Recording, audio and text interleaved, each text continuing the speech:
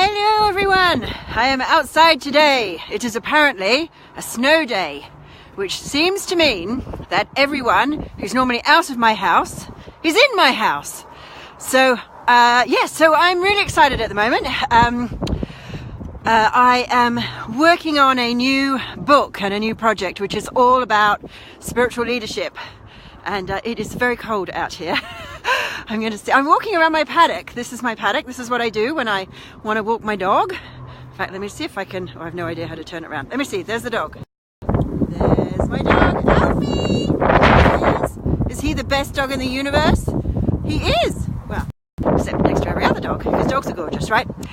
Apparently dogs are very conscious, and the wagging of a tail's dog calibrates really, really high on some consciousness scale, which I'll tell you about another time. Anyway, so I'm writing a new book all about spiritual leadership, and so I thought, I'm just so excited about this project and this book and this whole concept of spiritual leadership. So I thought I'd sort of ask this question. So I'm walking along here. It's good, isn't it?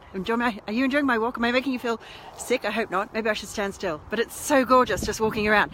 So get to the point, Lisa. So my best ever Facebook Live, right? So professional. That's me. So spiritual leadership.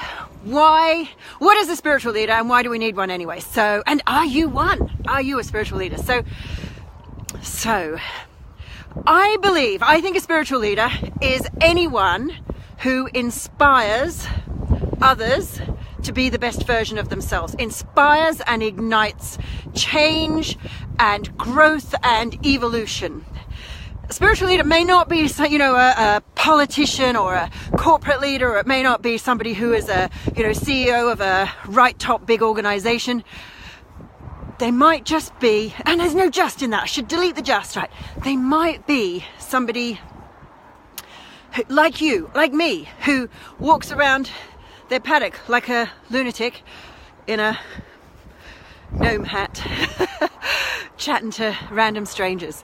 So if you're waving at me or liking, I can't see it on this thing, I don't know why, and I don't understand it, and I'm not really interested anyway. So here's the thing about spiritual leadership and why I think we need them. So if you think like being spiritual, it's not about, being psychic and talking to dead people. That's, when wearing purple and rubbing a lucky crystal. Being spiritual is about being awakened. It's about awakening to a higher level of consciousness. It's about being aware. It's about being sensitive to others. It's about working for the highest good of all. Now, let's bring that concept, that idea of leadership, or that idea of spirituality into leadership roles. So if spiritual people, which a lot of spiritual people do this, they have an awakening and they have this amazing epiphany, and the world is magical, or at least it has, spirit is magical, and they have this incredible experience, then they come back to the real world and they go, oh my God, it's terrible. And so what they do is they work very hard to try and avoid being in the real world. They work very hard to try and withdraw from the real world. They might even quit their job or think about quitting their job and, just meditating on the beach or a mountainside.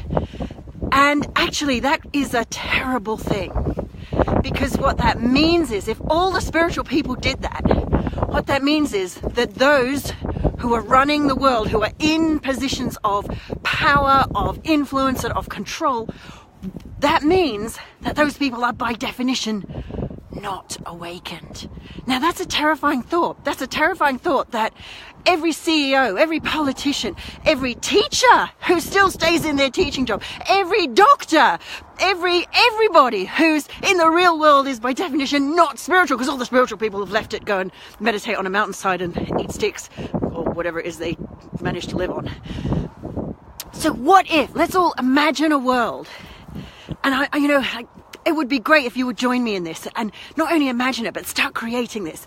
A world where the spiritual people chose not only to be in, to stay in positions of power, but even to get into positions of greater worldly power. What if every CEO of every major organization was a highly awakened and evolved being?